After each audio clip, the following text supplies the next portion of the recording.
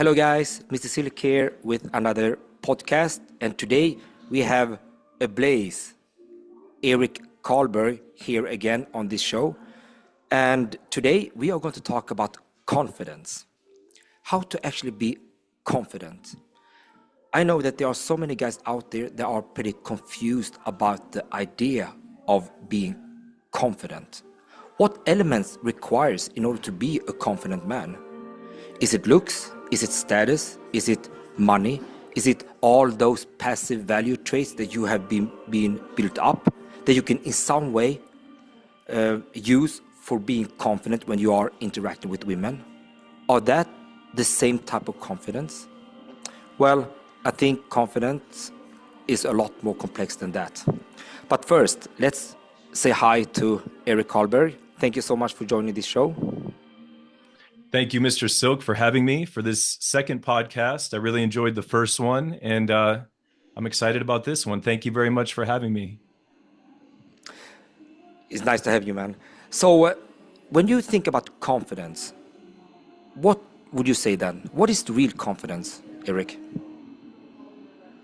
So from my own experience and all the, Google research that I've done, I know you've done actual scientific research, but from my own Google research and my own experience, and as well as advice that I've received from mentors and trusted people, confidence really comes from the application of skills and the successful application of skills. So when you know how to do something, when you have competence in a particular area, and you deploy that competence and you receive the results more or less of what you were looking for, you will gain confidence in those skills.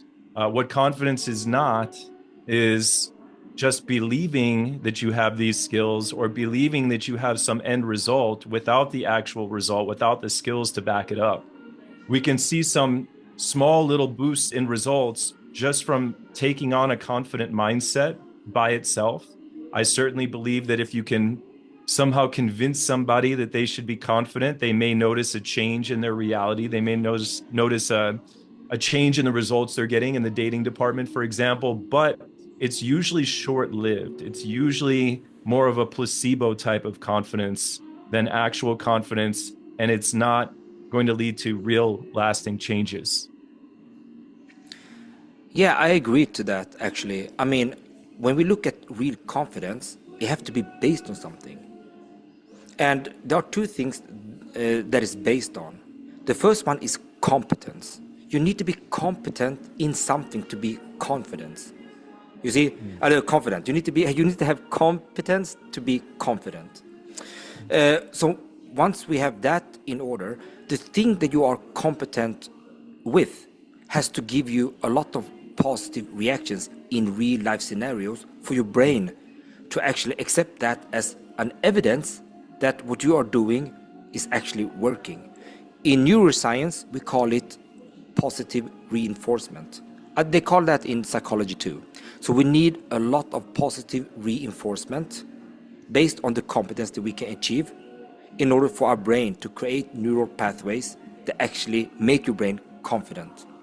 So yes, I definitely believe that competence leads to confidence. But when we talk about competence here now, like the pure competence, what would you say is like the competence needed in order to be confident? If we're going to be a little bit more detail oriented here. Yeah. First, I just want to comment on what you said. The idea that the brain needs positive reinforcement. This kind of goes against a lot of the mainstream advice that the subconscious can't tell the difference between reality and your imagination. And therefore, we should flood our mind with positive images. And the science shows that actually our brain does know the difference between imagination and a real life experience. So I'm glad that you pointed that out. So specifically, are we talking specific dating related skills and attraction building skills and stuff that I believe are important for building confidence? Let's say this one. What would be your two most important skill to have in terms of competence to be confident? What is like the two skills that you believe is like, oh, you really need to know this to be confident? Oh, the two. I can only pick two. Well, so let's see if this is two. It may actually be two or three, okay? But I do believe in giving a guy sort of a comprehensive understanding of the dating game on a theoretical, conceptual level. I do think that sort of giving somebody like cognitive infrastructure, if you will, of the different categories of dating and what it takes to be successful in dating entails. So a little bit of theory, high level comprehensive theory. And then I do believe in developing an adaptable, customized system of some sort. Again, a little cognitive model that a client feels that they can use repeatedly, not necessarily the cognitive model of somebody else or the method or system of somebody else, but can we take that comprehensive theoretical framework and can we sort of create a strategic pathway that looks like it will work? And then can we practice certain behaviors that we will kind of insert into that system and then go test it out? So, for example, some clients like to interact with women within their social circle. They don't like doing cold approach. They don't like the idea of talking to strangers. They want to meet women through their friends. Okay. Can we develop sort of a little high level system, an adaptable, customizable system, not a structured, rigid one, but a little cognitive model of sort of the process of interacting with a woman within a group of people in a calibrated, honest way? Can we develop that system? And then can we practice, for example, asking questions, listening, communicating information about ourselves, telling the woman who we are in sometimes direct and sometimes more indirect ways. So it's hard for me to give you two skills. Because I really think it's important to have kind of all of those components in place. High level understanding, a sort of flexible, adaptable system. And by the way, if the guy starts using the adaptable, flexible system, and in the moment decides he doesn't need it, and this spontaneous freestyling intuition comes over him, he can certainly follow that as well. You can throw the system away if it's not serving you. So high level understanding, adaptable system, and then sort of the ability to convey information about oneself, and then the ability to listen and observe and receive the other person. So that's kind of three or four skills, maybe. Yeah, but that's fine. That was very, very good explained. So basically what you're saying, which also is supported by the science, is like you need a mindset, because that mindset is going to act as a direction of how you're going to handle social situations or situations when you're going to engage and interact with women. You need to have a right mindset, and then when you have the right mindset, you're going to have behaviors that follows. So the behaviors are going to support the mindset you're going to have. So for example, if your mindset is going to be like, I'm going to be curious about the other person, I'm going to be curious about them. So when I'm going to go to a group, when I'm going to go to people and start talking to them, I'm going to focus on them and be curious about them. And when there is a chance to share a little bit about me to make the conversation dynamic, I will do so as well. So that is like the first part that you more or less explained. That's very, very good, very, very powerful. And then also with the mindset, and then the behaviors is more or less the system that you're talking about. Like this like, okay, so what behaviors am I going to have here? Because we're talking about behaviors here actually. It's like, how can I apply certain behaviors to support that mindset in order for me to actually have a compass in the interaction to lead the conversation, to direct the conversation. Without that knowledge, you can easily be fumbling, you can be lost in conversations basically. But if you have that compass, it will be much more easier to just look at that compass and drive the conversation forward into the right direction. That compass is so important. And today, I see very few people having any compass at all. They're going in and trying to free flow something they cannot really comprehend. And that's very hard for most people. Yeah, no, freestyling in and of itself is, I think it's important, and I think some guys are good at it. And for some guys, that is what's going to get them sort of to the next level of their evolution, right? They want to just go out and be spontaneous and say what's on their mind. and they may be naturally gifted communicators. And once they start freestyling, their results start pouring in, right? But that means that they probably already had a good high level cognitive framework in place that they were operating from. They just needed to unleash it. And then, like you said as well, if somebody's just launching tactics and techniques and stories and whatever, but they don't have high level strategic goals, they're in what Robert Greene calls tactical hell. If you have a really nice high level strategy, but you don't have any tactics and techniques to fill it, I guess you could say you're in strategic hell as well, because great, you understand the high level process, but you don't know the on the ground operations to get you through the system. And then the opposite is bad as well, where it's just tactics and techniques with no system, right? So uh, behaviors and mindset fuel one another. And I like what you said about having the mindset. I like to call that just frames simply, right? So the curiosity frame. Um, a frame, I define a frame as a belief, accurate or not, about the underlying meaning of an interaction and a set of corresponding behaviors designed to reinforce that belief. So, for example, if you come from the frame of curiosity, you are going to act in a way that demonstrates your curiosity. You're going to ask questions, you're going to have an inquisitive look on your face, right? But the reason that I say a frame can be accurate or not is because some people put all sorts of artificial frames on the interactions. You know, I'm the prize, for example. They act as if they're the prize, they believe they're the prize, and then the woman is supposed to get sucked into that frame. Well, the woman may very easily reject that frame. So I think the way that you're describing it is very rational and practical as opposed to some mental trickery, right? Absolutely. I mean, there's lots of misconception about what confidence actually is. It's many times not what you want it to be, it's actually what you are in real life scenarios. And if you're not good with women in real life scenarios, you notice that you cannot really interact with them because they get bored very easily. Your confidence level is based on that. Eventually, it will be based on that. So your confidence level will not be that high, actually. But on the other hand, if you go and have the right frameworks of how to handle a conversation, and you start talking with her in the way that makes her feel really great, and she feel very pleasant talking with you, and find you really friendly and really, really like a good guy, that will give you massive reinforcement, positive reinforcement that's going to make you feel like, wow, I'm ready for the next encounter, for the next interaction. And you're going to continue doing that until you become really cognitive, flexible. They're going to lead to real confidence. But believing something will be easily debunked by real life scenarios.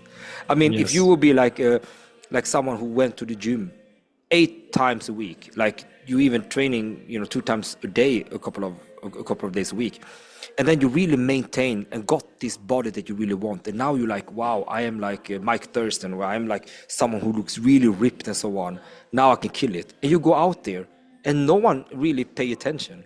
Women are not Mhm. interested in you just because you could build up some muscles, but your limited beliefs was that if I build my muscles, women will be all over me. And most of the time that mindset comes from their own mindset, because many guys thinking that when I look at that woman, I feel a certain way. I feel strong attraction. I feel like I want to be with her. I feel I want to date her. I feel I want to do everything with her just by looking at her. So it must be the same opposite, right? But in male version attraction. Oh, that's muscles. So I have to build a lot of muscles, having a nice suit, and then I can mimic the effect, right? That's only logical. Yeah, so that is a big misconception. It doesn't work that Yeah. way at all. Yeah, Yeah. no, it's incredible how many guys I work with that are in extremely good shape, highly successful. They make good money. They have great social lives. Some of these guys are even very social in that they have large networks of people.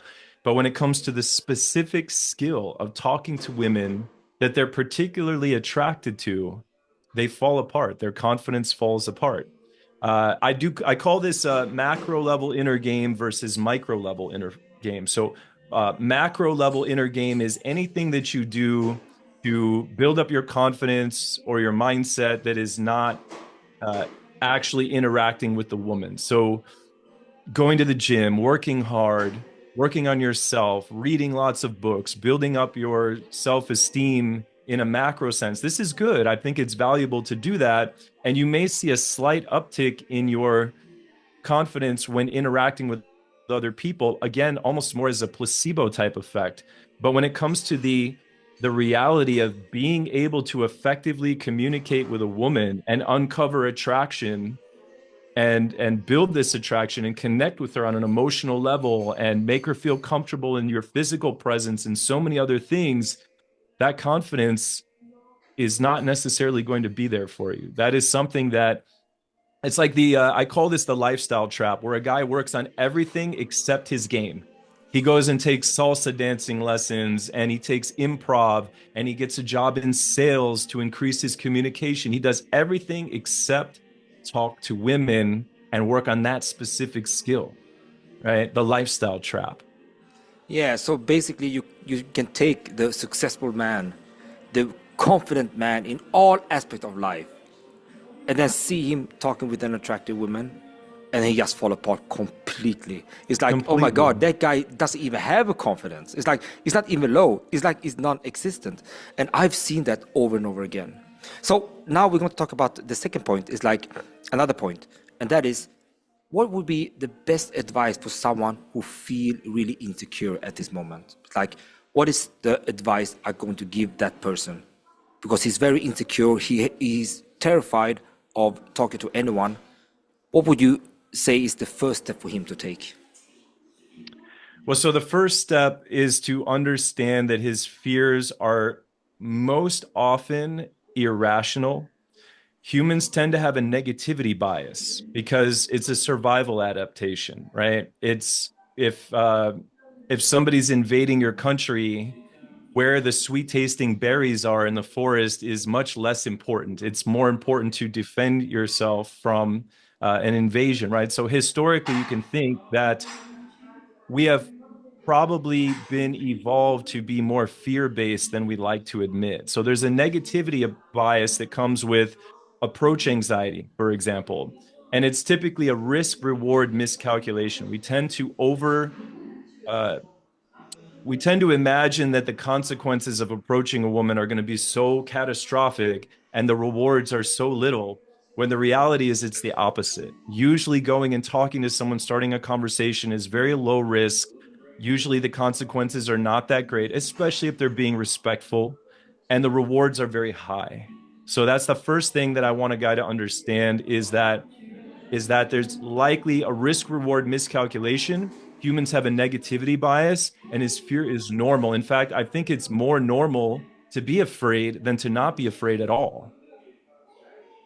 Absolutely. So basically what you're saying here is the information of how it is can help a lot of guys. Just telling it how it is.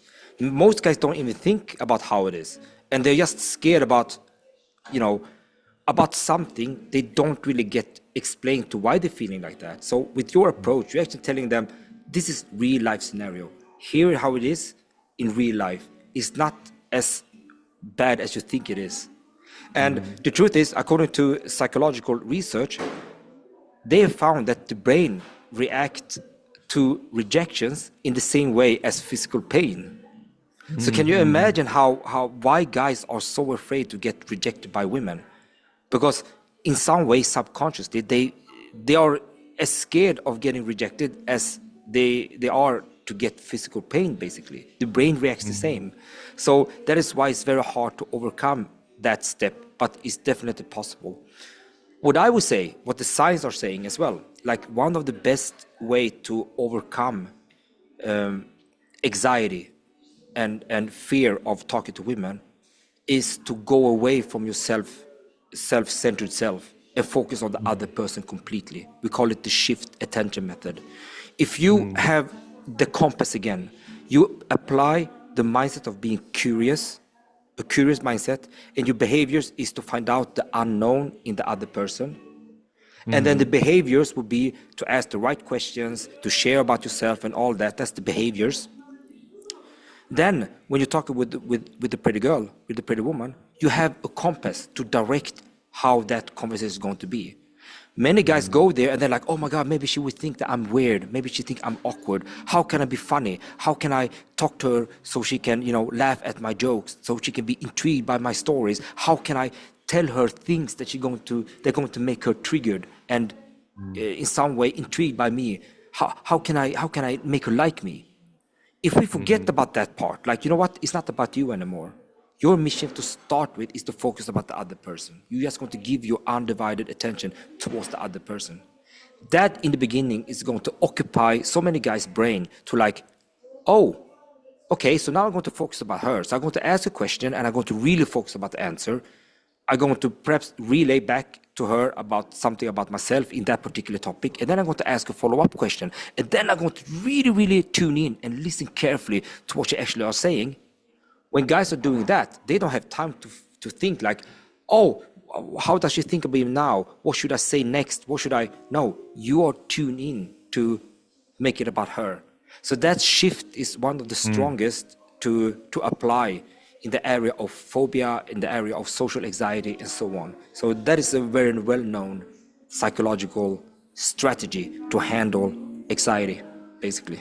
Oh, I love that. I love that. I have a little lecture, you could call it, or lesson called Absolute Zero Approach Anxiety. I borrowed the term absolute zero from science, which is the coldest temperature that's theoretically possible. And most scientists believe that no matter what, no matter how cold something is, at the very base level, there's going to be some kind of molecular movement, some kind of subatomic movement, which means a small amount of energy or heat will be released. So, in the same regard, I don't believe we can completely get away from our anxiety. I think that fear is just a part of being human. But I do believe that if we implement several different strategies and tactics, we can dramatically bring our anxiety down. And one of those on my list is about developing a system. And that system does include, actively engaging a woman and making her the focus of your attention. So having a system in place, again, a flexible, adaptable system, it takes you out of the mindset of yourself. You are externalizing your fear now, and you're focusing on something other than you, which in this case is the system, right? Which also includes her, as she's a part of the system. So kind of what you're saying basically is giving me scientific language to reinforce one of my teachings, which I love. Every time I hear you speak, Michael, and you talk about some kind of scientific principle, I'm like, that reinforces this teaching of mine and this teaching of mine. And I love that you back it with science the way you do. That's incredible. Yeah, it is amazing, and it's amazing that you figure it out after all those years that you've been a coach and you have seen a lot of things. I mean, obviously, the science is one thing, but the science can be taught in many different ways. I mean, if you just go and you seeing thousands of interactions by your clients, by yourself, and all that, and you analyze it, of course you will quite quickly see what actually works and what doesn't work based on that quantity of data. And when you're going to take out those things that you figure out that, you know what, this works almost all the time, that particular part would probably be scientifically backed. You just don't know the label of it yet, or the statement, or exactly what principle this one is. But Mhm. if that is a scientific principle, yeah, it probably is. You see what I mean? Because you Mhm. going out and talking with thousands of women, you have clients that talk with tens of thousands of women. Of course, that is a scientific research itself in some way. Mhm. You see, where you can actually sort out the bad stuff and trying to get the good stuff. You can go with the mentality of like, what did I do now and how can I make it better? What did I do now? How can I make it better? Which is, by the way, a very, very good way of actually increasing your motivation of becoming confident, because you have a goal of seeing what you did good, seeing what you did bad, and how can you make it better for the next interaction. And that is also a step-by-step process to actually become better at this. And that's probably what you Yeah. did. And when I first got into this in my early 20s, I was not I think I was self-aware in some regards, and in some regards I was not. But when I got into this in my early 20s, if somebody had a website, I took their word as gospel, right? So every single piece of advice that was presented to me, I was like, I'm going to try it and see if it works. So even advice that on its surface was just terrible, I would go out and try it to see what kind of response I would get. So I was not hindered by self-reflection. And I think in some ways that helped me a lot because it made me action oriented. It made me learn a lot by trial and error. And as I matured, as I got older, I not only got more reference experiences, but also I just matured cognitively and I became more rational and critical thinking. So now I feel like I have the best of both worlds. I have the experience and I've used some critical thinking, and I'm also incorporating more scientific principles into my teachings just because people like when something's backed by science. It's one thing to hear an idea and know that it was tested and that it's rational and you can test it out and try it, but you add scientific backing on top of it, and now it's ironclad. Absolutely. I mean, it's pretty well known to trust the scientific principles because the right scientific research and methods have already been applied, and Mm. it has been applied, in a very detail-oriented way. So they can definitely see what works, what doesn't work, and so on. And of course, I mean, many times they've done a lot of scientific research out there. Some of them are really, really rock solid. Some of them are really, what can I say, a little bit confusing. But when it comes to principles, most of the time they just putting a huge number of metadata, and then they just put them together, and then they can see very clear principles. And having a system based on scientific principles are rocket solid because a principle is based on a big quantity of scientific research that actually make it as a rule of thumb. So yeah, I think that's important because otherwise, what should we go for? I mean, it's one thing to just wake up one day and then, oh, I think this theory is good. I think this sounds logical. So I just going to put that as a rule. And then you try it on 10 women and like, wow, the results was not that bad. And you make it as a rule. It doesn't really work that way. It requires a lot more data, a lot more detail-oriented research to actually see what exact elements is actually triggering things here. Many times I've seen guys that has been quite successful using different dating methods and so on, and they think that it was the methods that made them successful. Mm-hmm. But it was not the methods. It was more like their action of actually doing something that gave results because they were pretty socially calibrated. But they thought that, no, no, no, it was because of this. But what I learned Their right there. belief, yeah, Yeah, so. their belief in the method is oftentimes the placebo. And I talk about that in my soon to be released book, if I may, The Vortex of Love. I talk about frames and I talk about insane frames as well that I implemented in my process of trying to find the ultimate frame to operate from. I experimented with many, and it was oftentimes, I believe, my belief in what I was doing that had a magnetic effect on the woman, because emotions are sometimes contagious, right? We know they're not always contagious, but emotions can be contagious. So there were times I was implementing something with rock solid faith. Even if the technique or tactic was garbage, I think that my belief in it was magnetic in a way. So I got marginal results from it, which a lot of guys can easily confuse as optimal results, right? Getting better results is not the same as getting optimal results. So these placebo-like effects that we can get from dating advice, great, but let's strive for even another level of optimization. All right. So, Eric, let's wrap things up here.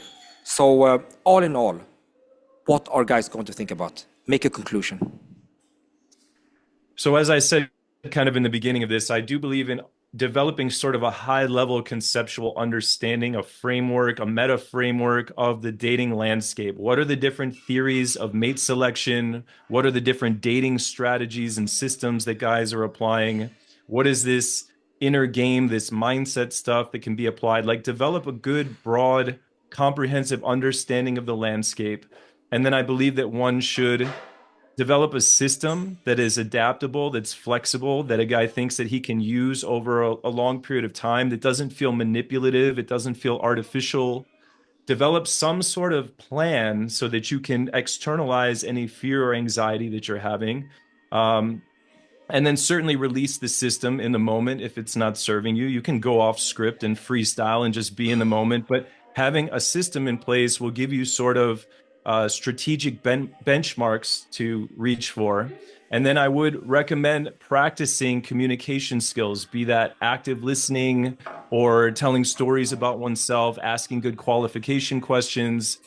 Take a very rational look at your fear and your anxiety. Understand that it's natural, it's normal.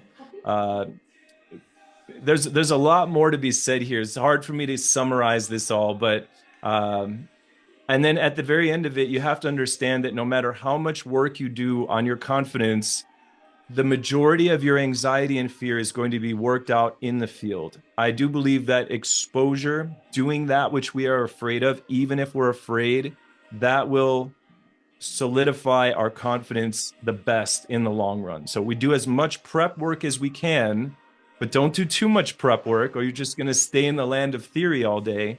And then put it to practice, work your nerves out in the field, and know that many men have walked the same path as you. You're not alone.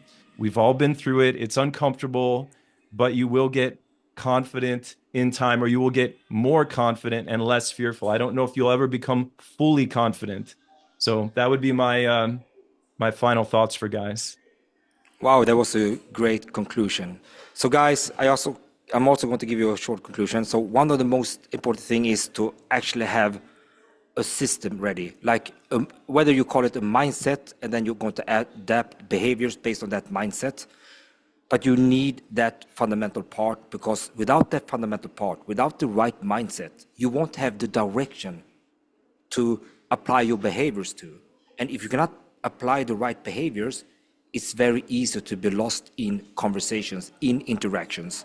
And especially true when you're talking to beautiful women that we as men are basically afraid about.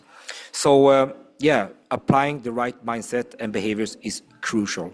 And then when it comes to the actual action you have to take in order to become confident is also super important, because it's more of a practical exercise than an intellectual exercise. You have to go out there and field tested it. You have to go out there and apply the right frameworks to actually apply those behaviors that are going to support your ability to be curious towards her, for example. The shift attention method is something extremely powerful if you feel anxiety, because when you feel anxiety, you are very self-centered. When you're self-centered, you're occupying your brain of thinking about yourself. If you are making a conscious decision to pay a full attention towards the other person, that attractive girl, your brain will suddenly go from thinking about yourself to thinking about her. And then the brain doesn't have so much time of those negative self-centered thinking that you have about yourself, when you are in the same time focusing about what she says and really listening to all those things that are coming out from her sentence that you can take and actually seek the underlying meaning of. So that is very important. In the scientific world, we need neural pathways created in order to be really confident. And how are we getting those neural pathways? Well, we're getting them from positive reinforcement. Whatever we are going to use in the field, in real life scenarios, has to give positive reactions. Otherwise, it's very hard for our brain to actually accept a specific method or you as a person to become confident. However, if something that you are using over and over again, and it shows that you're going to get a lot of positive reactions from the women you're talking to, that will be called positive reinforcement. They're going to create neural pathways in your brain that convincing the brain that what you're doing is good, and therefore competence become confident. Anyway, guys, I hope you like this podcast. And once again, thank you so much for being on this show, Erik. And look, in the future now, in the short future, we're going to have many more podcasts with Erik here, because we have a lot of things to talk about. So look forward to future great podcast with Ablaze. Do you have any final words to say? Oh, thank you very much for having me, Mr. Silk. Yeah, if I may, just a quick plug for myself. Is that okay? Yeah, go ahead. If guys want to learn more about me, datingcoachformen.com. And I really hope that all of your viewers check out my book when it's released. It's It's very difficult to get these final pieces together. I'm trying to get my cover designed, ISBN number, but the manuscript is finished. The book is called The Vortex of Love, and I put my heart and soul into this book. So I hope you'll read it, Mr. Silk. I hope you'll recommend it to your viewers. And as always, thank you very much for having me. It's always enlightening. I always learn something from you. Thank you very much. Great to have you, Eric, and we're all waiting for your book. So, All guys, right. I see you in the next video.